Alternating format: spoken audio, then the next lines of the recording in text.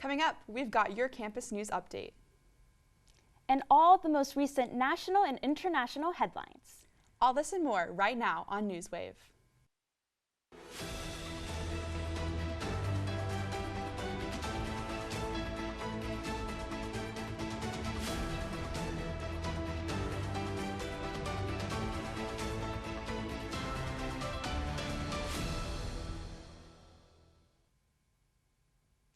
Good afternoon and welcome back to Newswave. Today is Friday, November 3rd. I'm Cynthia Morales. And I'm Kara Reese.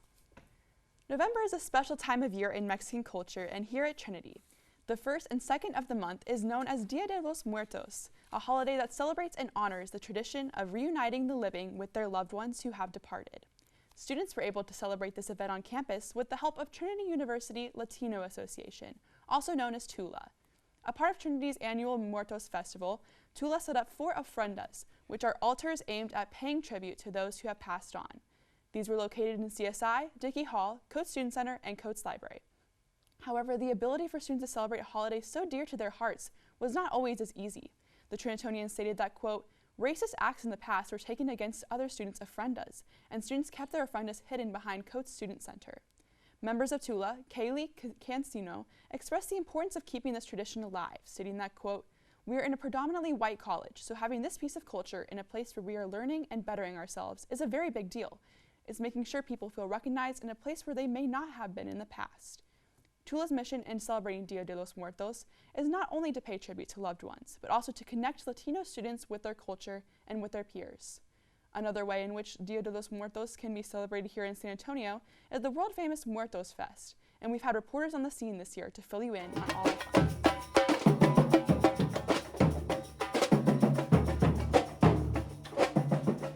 November is a special time of the year. El Dia de los Muertos is a traditional Mexican holiday that honors and celebrates deceased loved ones through various cultural rituals and traditions, typically held on the 1st and 2nd of November. Really wonderful that we're able to make space right in the heart of downtown and just be able to have so many beautiful ofrendas available, and just walking by them, it's a very emotional, special feeling. You can tell all of the love and labor that these families have put in to making those ofrendas to be as beautiful as possible. In San Antonio, we have our own celebration. The annual festival held in San Antonio is a 2-day event that is free and open to the public. Festivities include live music, traditional food and beverages, altar exhibitions, and it ends the night with a public procession that includes community groups, dancers, puppets, mobile altars, performance groups, people-powered floats, schools, and other groups paying tribute to those we have lost. This is a wonderful event to get into the community and enjoy some fun time with family and friends.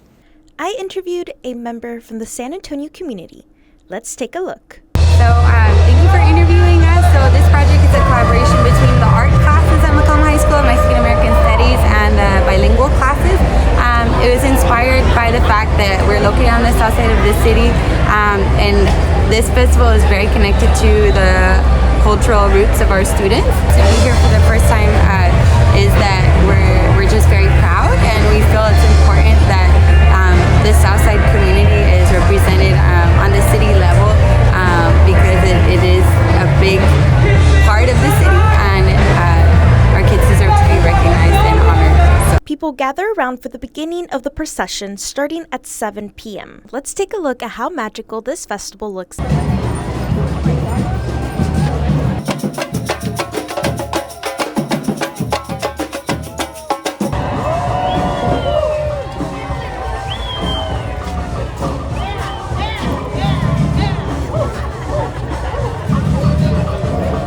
El Dia de los Muertos is a beautiful time to celebrate and honor our loved ones, but also remember their legacy. This is Cynthia Morales, Newswave 14, reporting. 2 student entrepreneurs, Ashley Reese and Sophia Ortiz, emerged as winners in the final round of Trinity's 9th annual Louis H. Stumberg competition. The competition began last spring, and the finalists had previously completed the Stumberg Seed Round, which earned them $5,000. and participated in a 10-week summer Trinity program, where they took business classes, received mentorship, and gained network opportunities. There were 4 unique startup concepts that were proposed by the finalists.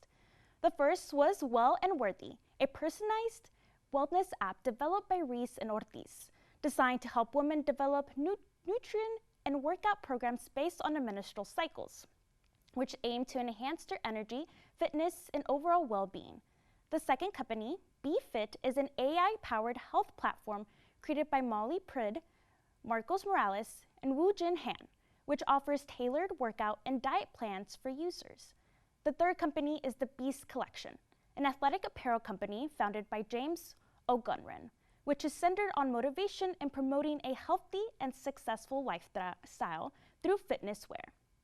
Finally, there was GlassBrain, an educational application developed by Cade Harger, aimed at teaching users how to develop a computer code through a combination of computer literature and visuals, providing insight into neural networks, the fundamentals of computer programming. The competition has provided these students with valuable business knowledge, which allows them to explore the world of entrepreneurship, even if they had no prior experience in the field. Reese, who originally had doubts about joining, said, quote, "I think that anyone who is passionate about something and wants to change the world can get involved in Stumberg." Still up ahead, we've got your weekly weather update, along with a special segment on rapid intensification. And SGA is dealing out cash for student orgs here at Trinity. Don't go anywhere, we'll be back in 60 seconds.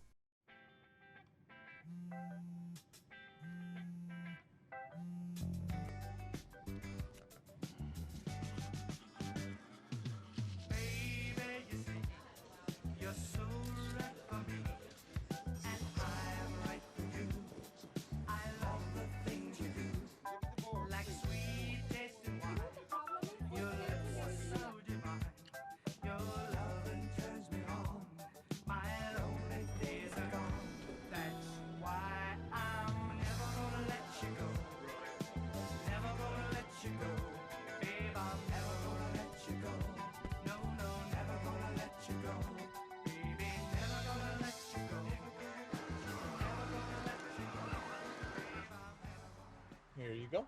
Thank you. Thank you.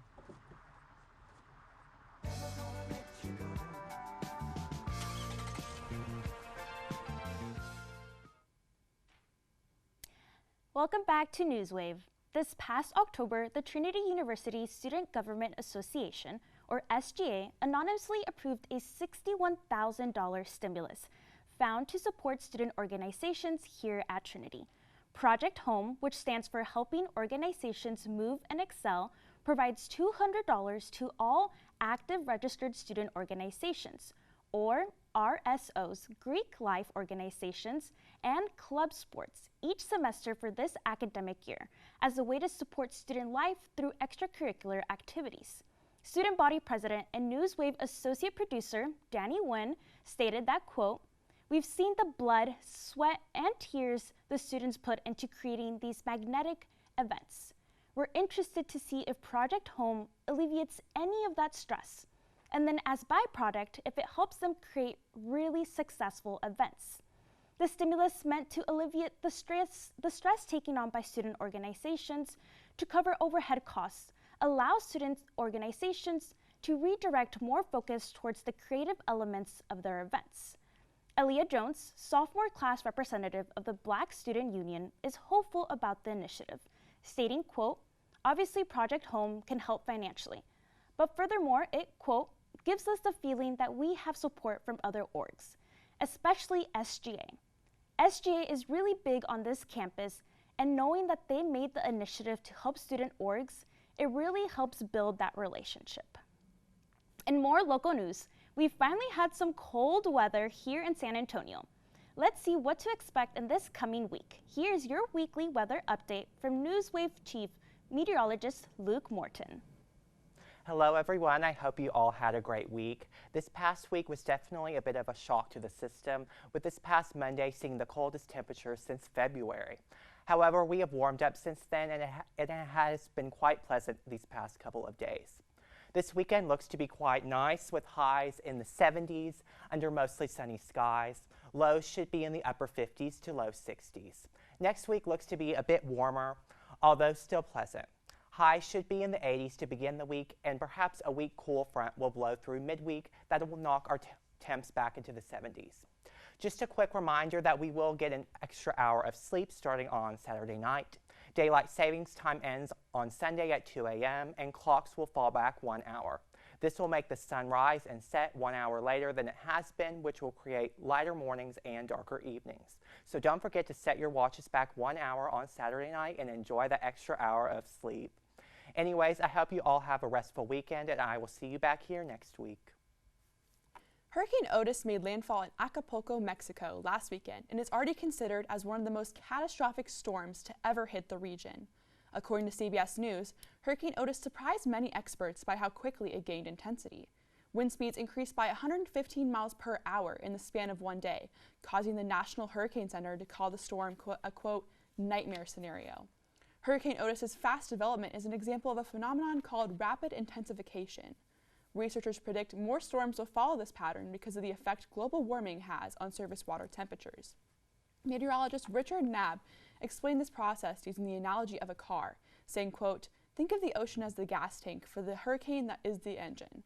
The more high-octane fuel you give it, the more it is able to accelerate in terms of its maximum speed, and the fuel they use is the warm waters of the ocean. Otis's rapid development has left Acapulco unprepared, and many people in the city remain stranded without power. The damage has also prevented authorities from safely entering the area to further assess the situation, leaving Acapulco in a state of uncertainty until further notice. As citizens in Acapulco begin to rebuild their lives, there's concern in Mexico and worldwide about the effectiveness of response measures in the face of rapidly intensified disasters. Coming up, we have your information on current events from the U.S. to the Middle East to the South Pacific. All this and more when we come back. All right, I know this isn't any fun to talk about, but we should. Okay, so who's gonna do what? I'll pack the dead batteries. Great. I'll only put what I don't need into a duffel bag. Perfect. That's totally unhelpful. No problem. Meanwhile, I will try to comfort everyone by speaking in a calm voice. And I'll try to get the generator going without any gas. Oh, let's not forget the cell phones, which probably won't work. Right. And who is going to handle supplies? I can forget to do a list for us. Thanks, pal. Well, I think we couldn't be any less prepared. I'm proud of you guys. Talk to your kids about who to call, where to meet, what to pack. Visit ready.gov/kids for tips and information. Welcome back. Major developments in the automotive industry as this past weekend, Chrysler maker Stellantis reached a tentative pay deal with the United Auto Workers Union, putting an end to the 6-week strike. This follows a similar agreement struck with Ford last week. The strike against General Motors, Ford, and Stellantis began in September, marking a historic move by the union targeting all three automakers simultaneously. Under the Stellantis deal, wages for most workers will increase by 25% over the next 4.5 years, with the lowest paid workers seeing an impressive 165% wage boost. The company will also reopen an assembly plant in Badger, Illinois, and construct a new battery plant in the same location, creating thousands of jobs. U.S. President Joe Biden applauded the agreement, emphasizing the significance of fair pay and worker benefits. The final holdout against the United Auto Workers was General Motors, who came to a tentative agreement Monday evening, October 30th. The historic strike was led by the union's bold new president, Shawn Fain, who bragged in a video address that, quote, "We wholeheartedly believe our strike squeezed every last dime out of General Motors." Fain deemed the agreements as a total victories for the union, continuing to establish that, quote, "They underestimated us. They underestimated you." Before we move on to more international news, one of our Newswave reporters has an inside look at one of the national business organizations here at Trinity. Alpha Kappa Psi is the largest and oldest co-ed business fraternity. Originally founded in 1904 at New York University, AK Psi now has 268 chapters across the United States. Currently, Trinity University's AK Psi chapter has 22 active members and 13 members on its executive board. Over the years, the organization has cultivated its mission to provide valuable resources to shape future leaders and develop their professional network. Members are able to submerge themselves into the business world through resume building, development opportunities, and networking workshops. Some members have taken the initiative of honing their skills to grow the chapter through the executive board. Hi, my name is Antonio Gonzalez. I'm a sophomore here at Trinity University, double major in BAT and economics with a minor in data science, and I'm currently the vice president of membership for AKSI. Hi, I'm Carol Wilson, and I'm the vice president of finance. Hello, my name is Wesley Wasserberger, and I'm the VP of Marketing for AKSI. My name is Malika Mohammed, and I'm the Director of Rituals. Hi, I'm Isabela Villena. Hi, I'm Triana Perez, and we are the Vice Presidents of Operations. Hi, my name is Daniela Valdez, and I'm the Vice President of AKSI. Hi, my name is Jose Salazar, and I'm President of Alpha Kappa Psi. AKSI's mission is established on the foundation of brotherhood, unity, knowledge, integrity, and service. Although these values are present throughout all the members in the chapter, it all begins with one executive role. To foster these core values of AKSI, our membership vice presidents ensure to implement the standards and principles of the fraternity. Alpha Kappa Psi's MVPs are able to not only guide and mentor potential new members, but also set an example on the importance of leadership. We spoke to one of the current MVPs on their purpose of stepping up into this role. Coming into Trinity, I wanted to improve my professional experience, which I am doing, being a part of the executive board here in AKSI. As a mentor, I've always wanted to help people, and that's like one of my main drives and core values in AKSI. So, yeah. Alpha Kappa Psi has made a significant impact at Trinity University with their new Pi chapter. We spoke to the current chapter president and vice president regarding their perspectives on how this organization has influenced the Trinity community. What AKSI means to me as an English and Spanish major, I feel like it's given me a lot of exposure to how the business world works, how the interview processes work. It's something that I feel like everyone should have. It's very helpful. So AKSI has given me that opportunity, and I've not only been able to improve on those skills, but also make a lot of good friends. I believe that Alpha Kappa Psi's main impact on the Trinity community is giving people a support system who are developing in their professional careers and are looking for guidance. Our main goal has always been to build people up. Alpha Kappa Psi's tagline is shaping people, shaping business, and that's exactly what we hope to do, is shape people into the professionals they want to be, regardless of what their field is, what their major is, what their background is, and what they want to do within their careers. Alpha Kappa Psi has continued to contribute to the importance of self-development through their professional and social events. The new Pi chapter here at Trinity is hosting new and exciting workshops with recognized companies to provide opportunities for students. Through their engagement on campus, Alpha Kappa Psi effectively reaches their mission of shaping people and shaping business. In more national news, last Tuesday, October 24th, a Chinese fighter jet and an American B-52 bomber narrowly avoided collision over the South China Sea. The U.S. Indo-Pacific Command released a statement late Thursday evening announcing that the Chinese fighter flew, quote, within 10 feet of the B-52, putting both aircrafts in danger of a collision. This near miss took place less than a week after the ramming of a Filipino ship by the Chinese Coast Guard. In the aftermath of that incident, President Joe Biden reaffirmed American commitment to defending the Philippines.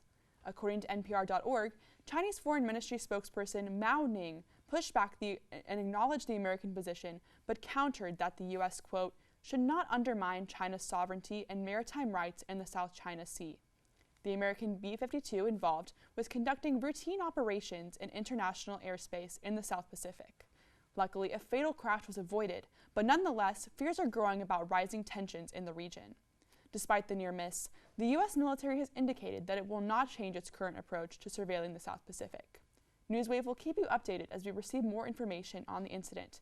And to learn more about last week's naval crash, we invite you to watch our October 27th episode on YouTube. Quickly after our last story on the conflict in the Middle East, Israel began its ground invasion on Gaza on Saturday, October 27th. U.S. Defense Secretary Lloyd J. Austin III suggested to his Israeli counterparts to hold off in a full-scale invasion of the Gaza Strip and rather conduct more limited ground incursion. Since then, Israeli troops have pushed into the northern enclave of the Gaza Strip last Friday. The move is what Prime Minister Benjamin Netanyahu of Israel states as the beginning of, quote, the second stage of the war, though he did not describe the move as an invasion. The initial Israeli invasion plans alarmed U.S. officials, who demonstrated concern that Israel's lack of military objectives and that the Israeli military was not prepared to launch a ground invasion.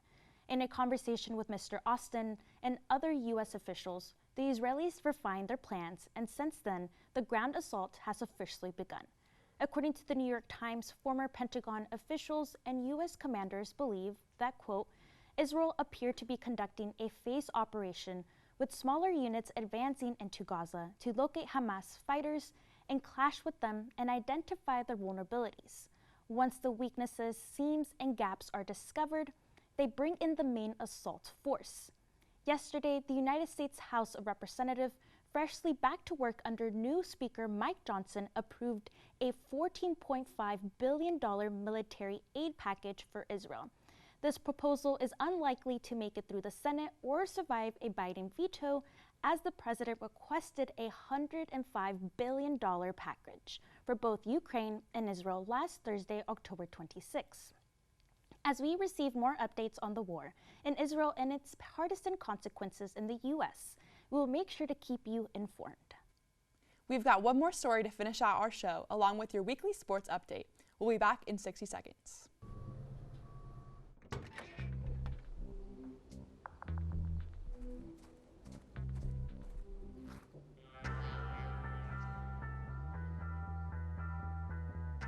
When you throw away money on wasted electricity, you're throwing away everything you could have bought with it. Saving energy saves you money. Learn more at energysavers.gov.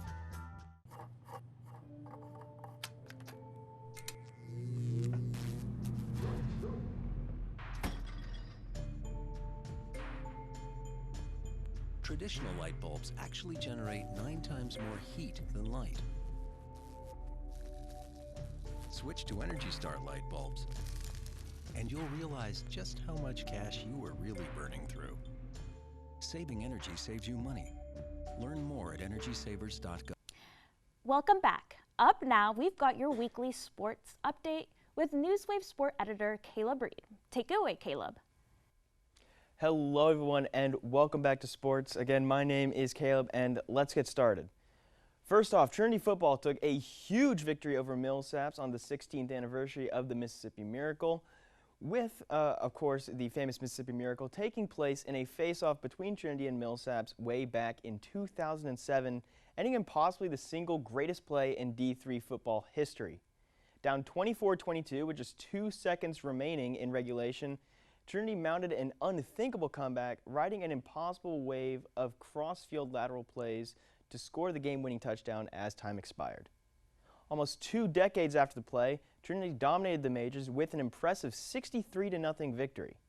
The Tigers rode a huge offensive performance to the tune of 6 passing touchdowns and tied the all-time record against Millsaps at 22 wins apiece.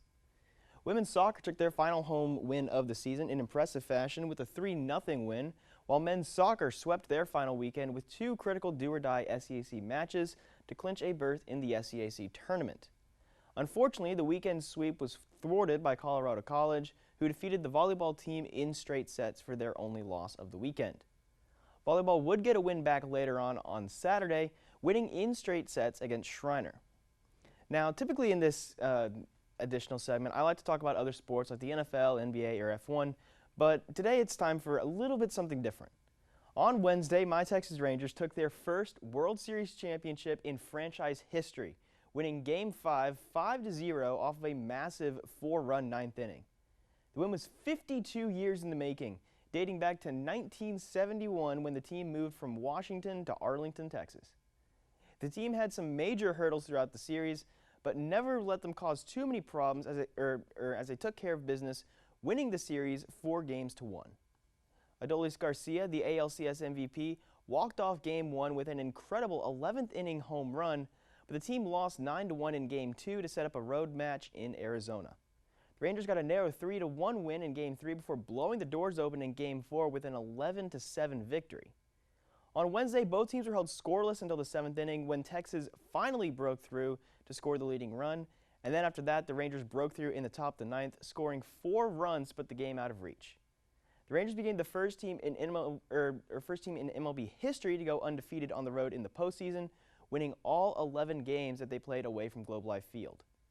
Corey Seager earned the World Series MVP award, and just 2 years removed from a 100-loss season, the Texas Rangers are now World Series champions. For fans of other sports, don't worry, there's also news for you, and let's start with the NBA first.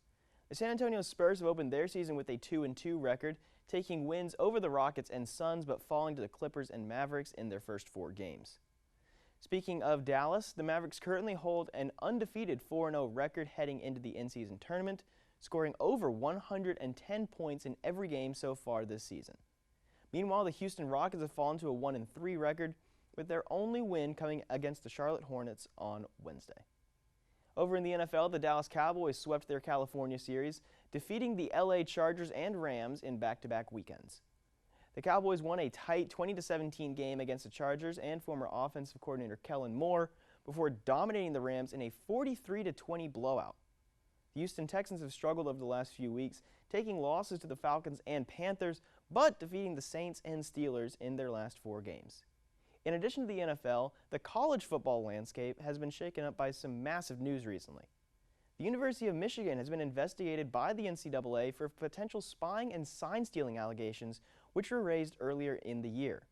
Per reports, Michigan athletic staff would travel to opposing teams' games and study the signals on the sidelines, trying to figure out what the other teams were trying to do. These allegations could result in significant penalties for the university, who were already hit last season for violating recruiting and tampering regulations. That's all from me. I hope that you all have a very wonderful weekend. In our last story of the episode, heartbreaking news has sent shockwaves through Hollywood this week as Matthew Perry, best known for his iconic role as Chandler Bing on the hit sitcom Friends, tragically passed away at the age of 54. Early reports from the Los Angeles Times support Perry died in an apparent drowning accident at his residence. To say that Perry's impact on television and pop culture was profound is an understatement. His wit, comedic timing, and undeniable chemistry with the cast of Friends endeared him to millions nationwide and around the world. Outside the spotlight, he faced numerous personal challenges, shedding light on them on his memoir released in 2022. Warner Brothers television group, the powerhouse behind Friends, released a heartfelt statement expressing their profound sorrow and highlighting Perry's immense contributions to television. All week, tributes have flooded social media platforms. Friends co-star Maggie Wheeler, as well as other notable figures like Selma Blair and Michael Rapaport, have shared their memories and condolences. Matthew Perry is survived by his parents, siblings, and countless fans across the globe.